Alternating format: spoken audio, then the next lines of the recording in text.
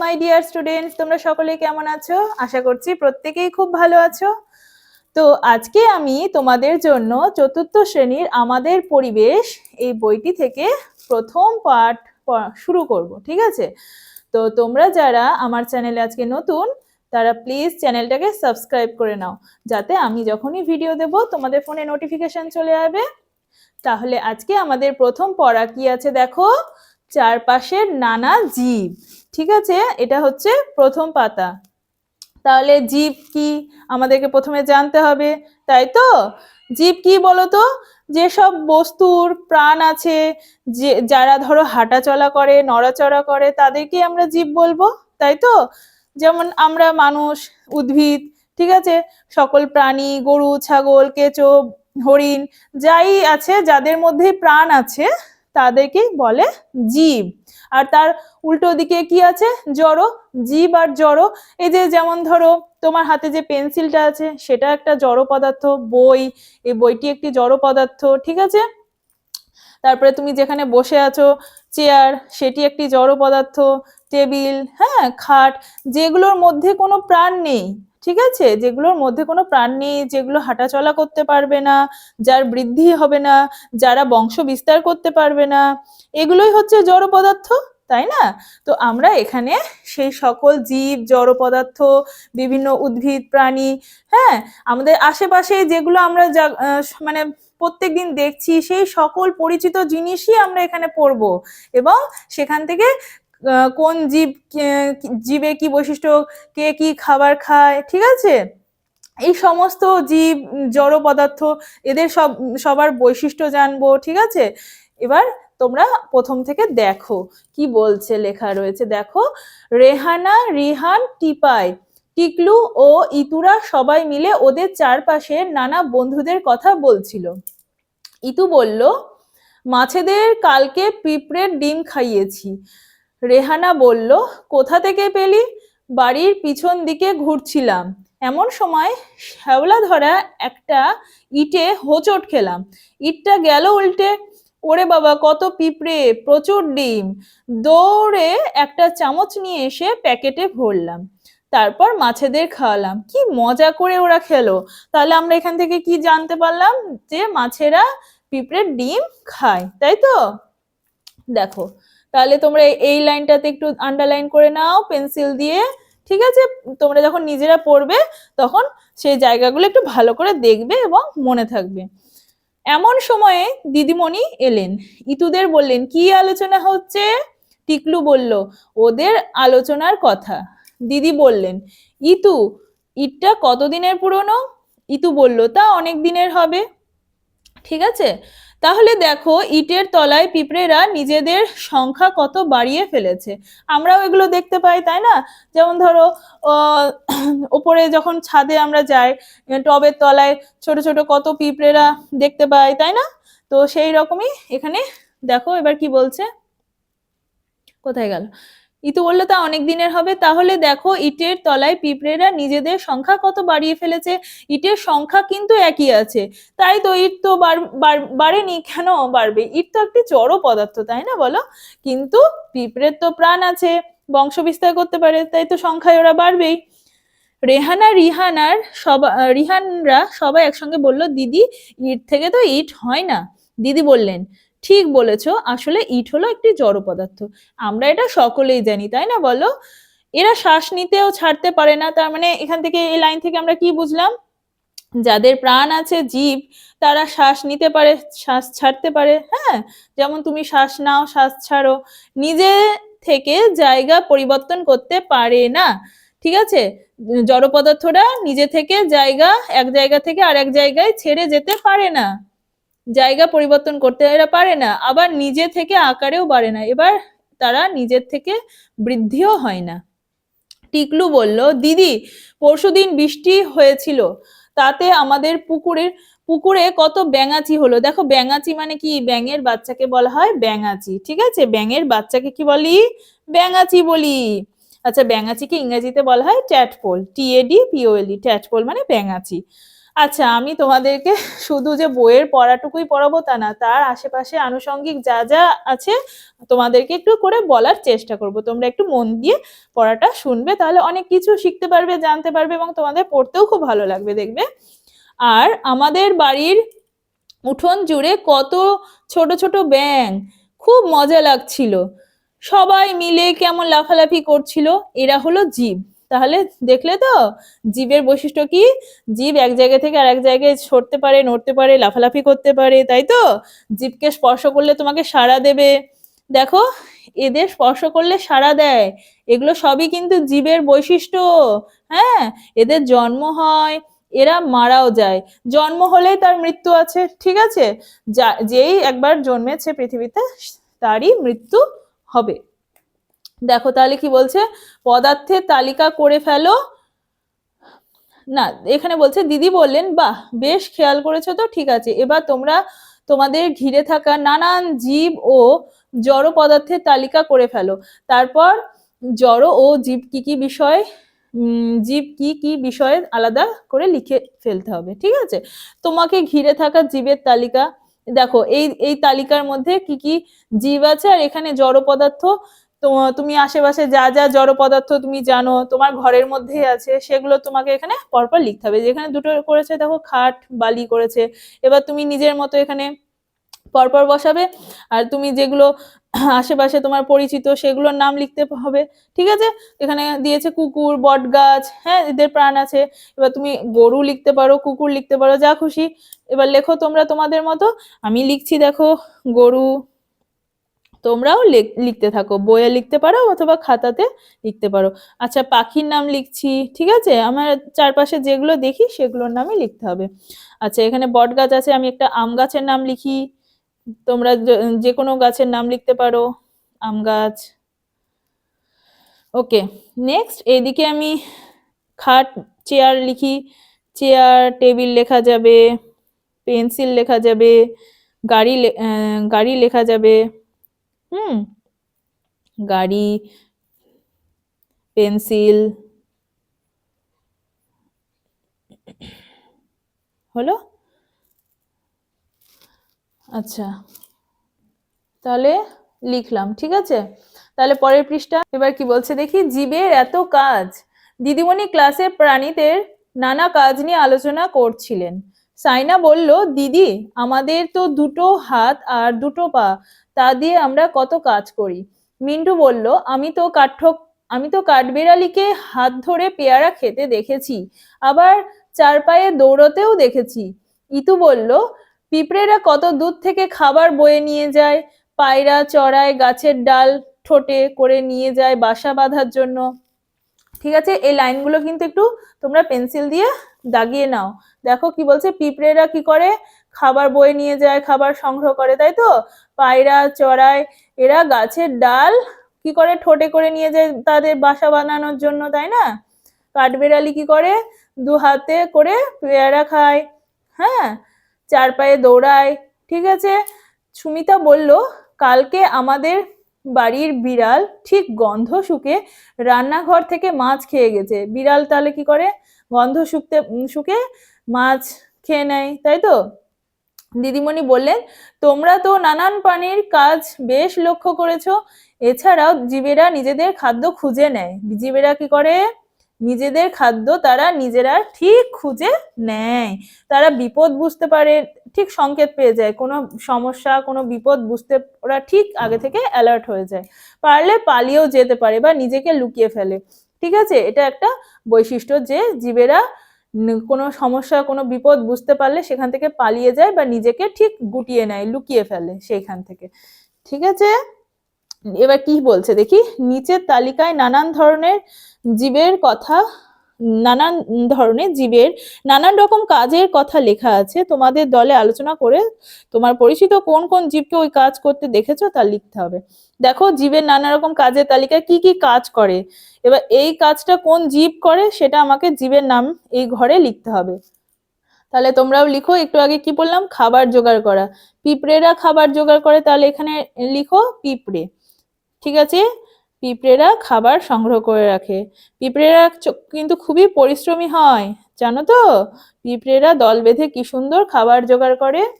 আচ্ছা, জায়গা পরিবর্তন করে কি হবে বলো? কি হবে? পায়রা লেখো। ঠিক আছে, পায়রা। নেক্সট, ডিম পাড়া। ডিম পাড়ে কে? পাখিরা ডিম পাড়ে, পাখি লেখো। ডিম ফুটে বাচ্চা বেরোনো, তাহলে ডিম ফুটে কার বাচ্চা বেরোয়? হাঁস মুরগির, তাহলে লেখো হাঁস মুরগি। ঠিক আছে, তোমরা এটা দেখে দেখে লিখে নাও। দেখো, শ্বাস নেওয়া ছাড়া কে করে? মানুষ। আমরা কি করি? শ্বাস নিচ্ছি, একবার শ্বাস ছাড়ছি, তাহলে এখানে এই ঘরে লেখো মানুষ। তাই তো, মানুষ কি করে? অক্সিজেন গ্রহণ করে আর কার্বন ডাই অক্সাইড ত্যাগ করে, তাই তো। আচ্ছা, নেক্সট। নেক্সট এবার নিজেকে বানিয়ে করতে হবে, আর যে কোনো কাজ সেটা তুমি নিজের মতো করতে পারো। আচ্ছা চলো তাহলে, উদ্ভিদ কি করে? উদ্ভিদ বাতাসে অক্সিজেন ছাড়ে, তাহলে জীবের নামে এখানে লেখো উদ্ভিদ। উদ্ভিদ কি করে? বাতাসে অক্সিজেন ছাড়ে, তাহলে লেখো উদ্ভিদ বাতাসে অক্সিজেন ছাড়ে। নেক্সট কি হবে? বাবুই পাখি কি করে বলো তো? বাবুই পাখি বাসা বাঁধতে পারে, তাহলে এখানে লেখো বাবুই। হ্যাঁ লেখো বাসা বাঁধে, বাসা বাঁধে। ঠিক আছে, বাবুই পাখির বাসা দেখেছো তোমরা কেউ? তাহলে আমাকে কমেন্ট করে অবশ্যই জানাবে। ঠিক আছে, আচ্ছা নেক্সট। নেক্সট, উদ্ভিদ। উদ্ভিদ নিজের খাদ্য নিজেরাই তৈরি করতে পারে, তাহলে বুঝতে পারলে আমি 8টা ঘর আছে, 8টা ঘরে লিখলাম 8 রকম। ঠিক আছে, তাহলে এটা বাকিটা 5টা অবধি করাই ছিল, 3টে নিজেদেরকে আমাদের করতে হলো। তোমরা এটা তোমাদের বইয়ে করে নাও, খাতাতেও করতে পারো। নেক্সট পেজ কি বলছে? একই রকম জীব যারা, তাহলে কি বলছে? হীরামতিদের বাগানে কত পাখি আসে, ওর ঘুম থেকে ওঠার আগেই পাখিদের কিচিরমিচির শুরু হয়ে যায়। খুব সুন্দর। পায়রা, চড়াই, ময়না, টুনটুনি, কত রকম পাখির কথা বলছে দেখো, তলায় আন্ডারলাইন করতে থাকো। পায়রা, চড়াই, ময়না, টুনটুনি, শালিক, আরো কত রকমের নাম না জানা পাখি। এই সব পাখিগুলোকেই তো আমরা দেখি, তাই না বলো? ঘুম থেকে উঠে হীরামতি পাখিদের মুড়ি খেতে দেয়। তুমি কি খেতে দাও? আমরা তো কি দিই বলতো? ছাদে পাখিদের, কাক আসে, পায়রা আসে, চড়াই আসে, রুটি দিই। রুটি দিই, মুড়িও দিই, তো রুটিটা খুব ভালো খায়। ঠিক আছে, সুমিদের পুকুরে আবার নানা রকমের মাছ, পুঁটি, তেলাপিয়া, রুই, কাতলা, এই মাছগুলোর মধ্যে তোমরা কোনটা ভালোবাসো? নিশ্চয়ই রুই মাছ। আমিও তাই, রুই আর কাতলা খুব ভালোবাসি। সুমি প্রতিদিন ওদের কুড়ো খেতে দেয়। তাপস প্রতিদিন সকালে গরুদের মাঠে বেঁধে দিয়ে আসে। বাবলুদের বাগানে নানা রকম গাছ, আম, কাঁঠাল, কুমড়ো, মেহগিনি, কলকে, গাঁদা, জবা, নিম, আরো কত কি। নরেশদের পাহাড়ে অবশ্য, পাহাড়ে কি ধরনের গাছ দেখা যায় দেখো? পাহাড়ে ঝাউ গাছ, পাইন গাছই বেশি দেখা যায়। ঠিক আছে, আচ্ছা নিচে বিভিন্ন ধরনের জীবের নাম লেখা আছে এখানে। ঠিক আছে, তোমরা দলে আলোচনা করে ওদের নিচের ছকে সাজানোর চেষ্টা করো। তাহলে তোমরা এগুলো আমার সাথে সাথে করতে থাকো। থানকুনি, এ দেখো থানকুনি, এটা থানকুনি, উদ্ভিদের ঘরে থানকুনি লেখো, থানকুনি। ঠিক আছে, তোমরাও নিজেরা করতে থাকো। ব্যাং, ব্যাংটা হবে প্রাণীর ঘরে, ব্যাং।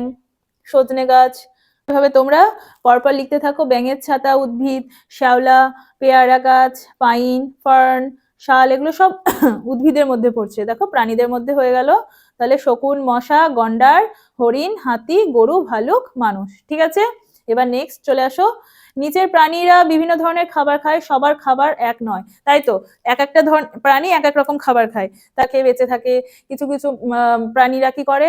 অন্য প্রাণীদের খেয়ে বেঁচে থাকে। ঠিক আছে, যেমন মানুষ হচ্ছে কি সর্বভুক, মানুষ সব ধরনের খাবার খায়। হ্যাঁ, আমরা তোমার শাকসবজি খাচ্ছি, আমরা মাংস খাচ্ছি, মাছ খাচ্ছি, প্রোটিন, সব রকম খাবার খায় মানুষ, তাই মানুষকে বলা হয় সর্বভুক প্রাণী। তো এক একটা প্রাণীর এক এক রকমের খাবারের তালিকা, সবার এক নয়। এবার এখানে কি বলছে? প্রাণীদের নাম লিখতে হবে এখান থেকে, এবং তারা কি খায় সেটা এদিকে লিখতে হবে। তাহলে চলো এবার করি। দেখো এখানে কি আছে? হরিণ। হরিণ লিখি, তাহলে হরিণ, হরিণ যেগুলো ঘাস লতা পাতা খায় সেগুলোর নামগুলো আগে একসাথে লিখে নি। গরু, গরু। তাহলে দেখো আমরা এখান থেকে কি কি পেলাম? প্রাণীদের নামে হরিণ, গরু, ভেড়া, হাতি, এরা কি খায়? ঘাস লতা পাতা গাছপালা এগুলো খাচ্ছে, তাই তো। দেখো বাঘ, ভালুক, সিংহ, হ্যাঁ, এইসব মাংসাশী প্রাণীরা কি খায়? প্রাণীর মাংস খায়। তাই তো? দেখো কাক, শকুন এরা কি খায়? মৃত প্রাণীর দেহ, পচা প্রাণী, হ্যাঁ এসব মৃত প্রাণীর দেহ থেকে ওসব নোংরাগুলো এরা খায়, কাক, শকুনে। কুকুর, বিড়াল কি খাচ্ছে? ভাত, মাছ, মাংস খায়। চড়াই, শালিক, চড়ুই পাখি, শালিক পাখি, ইঁদুর এরা কি খায়? শস্য দানা খায়, পোকামাকড় খায়। ঠিক আছে? আচ্ছা, মশা কি খায়? মশা প্রাণীদের রক্ত খায়। প্রজাপতি ফুলের মধু খায়। নেক্সট, কেঁচো, কেঁচো কি খায়? মাটিতে মিশে থাকা জৈব বস্তু খায়। রুই মাছ, রুই মাছ জলের যে জলজ শ্যাওলা, আবার এখানে দেখো লিখেছি জলের পোকা, হ্যাঁ ছোট মাছ এগুলোই খায় ধরে। আচ্ছা, নেক্সট আরো দুটো আছে, যে আমার বইয়ের লেখার জায়গা হলো না বলে আমি খাতায় লিখলাম, ঠিক আছে তোমরা লিখে নাও। আরশোলা, আরশোলা কি খায়? আরশোলা ধরো রান্না করা খাবার যে উদুম পড়ে থাকলে সেখানে এসে দেখবে মুখ দেয়, হ্যাঁ তারপরে সবজি, শস্য দানা এই ধরনের খাবারগুলো খায়। ব্যাং, টিকটিকি কি খায়? পোকামাকড় ধরে খায়। হ্যাঁ তোমরা লক্ষ্য করবে পোকামাকড় ধরে ওরা খায়। আচ্ছা, এখান থেকে আমরা কি কি জানতে পারলাম? তাহলে বিভিন্ন প্রাণী এবং তাদের যে খাদ্যাভ্যাস, তারা কি ধরনের খাবার খেয়ে বেঁচে থাকে, এই জিনিসগুলো আমরা জানতে পারলাম। এগুলো তোমরা বেশ কয়েকবার পড়বে, হ্যাঁ আমি এখানে করে দিলাম, তোমরা অবশ্যই এটা খাতায় তুলে নেবে, ঠিক আছে? এবার সেখান থেকে বেশ কয়েকবার পড়বে, পড়ে তোমাদের একদম সুন্দর ধারণা হয়ে যাবে যে কোন প্রাণী কি ধরনের খাবারগুলো খায়, এবং যখনই পরীক্ষায় এখান ভেতর থেকে প্রশ্ন আসবে তোমরা করতে পারবে, ঠিক আছে? তাই জন্য একদম প্রথম থেকে খুব ভালো করে এগুলো পড়ে নেবে, ঠিক আছে? আচ্ছা, নেক্সট পাতায় কি আছে দেখি। আমরা সবাই মিলে বাঁচবো, ঠিক আছে? আচ্ছা, তার আগে আমি তোমাদের জন্য এই যে এখানে আমরা জীব আর জড়, জীব কি জড় কি আমরা জানলাম তো। এবার আমি তোমাদের একটা খুব গুরুত্বপূর্ণ কোশ্চেন বলছি, তোমরা খাতা বার করো, লিখে নাও। দেখো এই প্রশ্নটা ভীষণ ভীষণ গুরুত্বপূর্ণ। জীব আর জড় পদার্থের মধ্যে পার্থক্য, ঠিক আছে? তোমরা এটা অবশ্যই খাতায় লিখে নাও। এখান থেকে তোমরা জীব কাকে বলে, জড় কাকে বলে, জীবের যে বৈশিষ্ট্য সেগুলো যদি আসে তোমরা লিখতে পারবে, এবং জড় পদার্থের বৈশিষ্ট্য লিখতে পারবে, এবং তার সাথে জীব এবং জড় পদার্থের মধ্যে যে পার্থক্য সেটাও তোমরা লিখতে পারবে। এই একটা প্রশ্ন পড়লে তোমরা এখান থেকে 3-4 রকমের প্রশ্ন যেমনই আসুক না কেন ঘুরিয়ে ফিরিয়ে করে আসতে পারবে পরীক্ষায়। এটা ভীষণই গুরুত্বপূর্ণ প্রশ্ন, যে তোমার স্কুলে বা বৃত্তি পরীক্ষাতে আসতে পারে, এবং বোর্ডের এক্সামগুলোতেও এই প্রশ্নটা খুবই দেয়, ভীষণই গুরুত্বপূর্ণ। এটা তোমরা খাতায় লিখে নাও অবশ্যই। হ্যাঁ দেখো, জীব ও জড় পদার্থের মধ্যে যে বিষয়গুলিতে পার্থক্য রয়েছে সেগুলি হলো, জীব কি? জীবের প্রাণ আছে। আর জড়ের ঘরে লেখো এভাবে যে জড়ের প্রাণ নেই। 2, জীবের গায়ে স্পর্শ করলে এরা সাধারণত সাড়া দেয়, জড়ের গায়ে স্পর্শ করলে এরা সাড়া দেয় না। 3, জীবেরা নিজের বৃদ্ধি ও বিকাশ ঘটাতে পারে, জড়েরা নিজের বৃদ্ধি ও বিকাশ ঘটাতে পারে না। জীবেরা এক জায়গা থেকে অন্য জায়গায় চলাফেরা করতে পারে, আর জড়রা কি করে? এক জায়গা থেকে অন্য জায়গায় এরা চলাফেরা করতে পারে না। এই হচ্ছে জীব আর জড়ের পার্থক্য। এবার যদি তোমাকে শুধু বলে যে জীবের বৈশিষ্ট্য কি, তুমি শুধু বলবে জীবের প্রাণ আছে, জীবের গায়ে স্পর্শ করলে এরা সাড়া দেয়, ঠিক আছে? এই বৈশিষ্ট্যগুলো বলে দিলে 4টে পয়েন্ট। যদি জড় পদার্থের বৈশিষ্ট্য জানতে চাই তুমি এইগুলো বলে দিলে, ঠিক আছে? এটা ভালো করে মুখস্থ করে নেবে, ঠিক আছে? আচ্ছা, বলছে কি দেখো, টিপাইয়ের দাদু রোজ বিকেলে মাঠের ধারে এসে বসেন। খেলা শেষে পিকলু টিপাইরা দাদুর কাছে নানা কথা শোনে। পিকলু বলল, আমাদের চারপাশে কত রকমের প্রাণী, কত রকমের গাছ, প্রত্যেকেই তো কিছু না কিছু খেয়ে বেঁচে রয়েছে। যদি একদিন সব খাবার শেষ হয়ে যায় তাহলে কি হবে?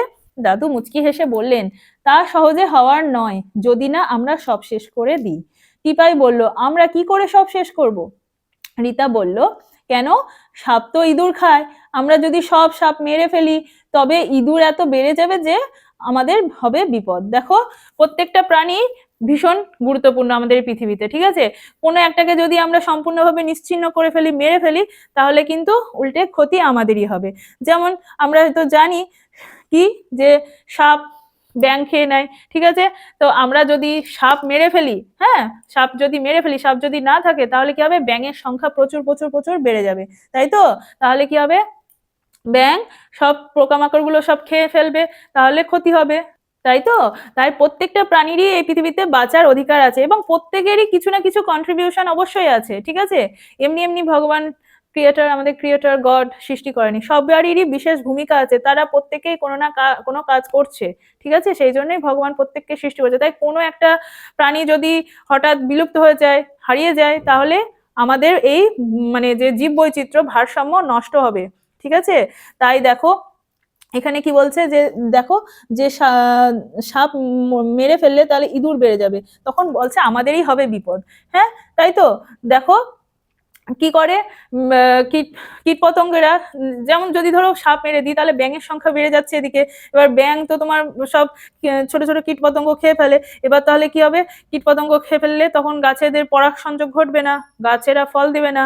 হ্যাঁ, একই রকম ভাবে ধরো হরিণ ঘাস খায়, গাছপালা খায়, এবার হরিণকে খায় আবার বাঘ, তাই তো। এখন তো মানে দিনের পর দিন বাঘের সংখ্যা তো কমে যাচ্ছে, ঠিক আছে, চোরা শিকারীরা বাঘ মেরে ফেলছে, তাই তো।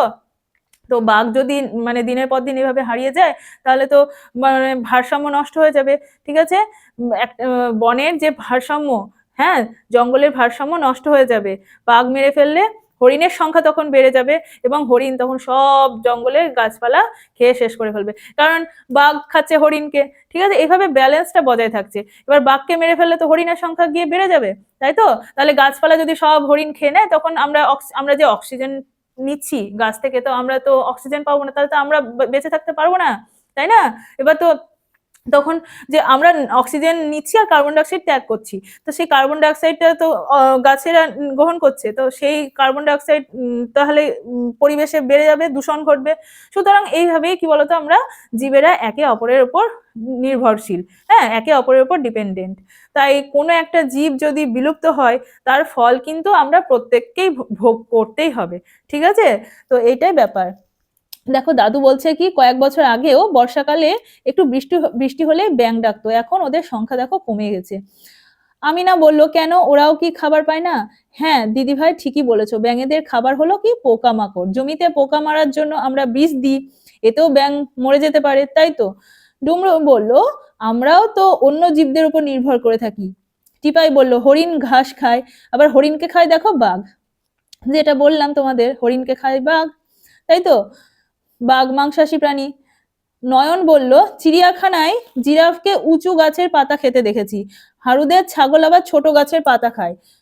দাদু বললেন আমরা সবাই সবার উপর নির্ভর করে বেঁচে আছি, এইভাবে আমাদের পরিবেশটা টিকে থাকে, তাই তো। এবার দেখো কি বলছে, তোমরা দলে আলোচনা করে নিচের ফাঁকা খোপগুলো ভরাট করো, তীর চিহ্ন হচ্ছে কে কাকে খায় তার নির্দেশ। দেখো তো তোমার পরিচিত জীবের দল বেঁচে থাকার জন্য কোন কোন প্রাণীর উপর নির্ভর করে থাকে। দেখো প্রথমে কি বলছে, ঘাস, ঘাসকে কে খাচ্ছে, ঘাস ফড়িং, ঘাস ফড়িংকে কে খাচ্ছে, ব্যাঙ, আবার ব্যাঙকে খায় সাপ, ঠিক আছে।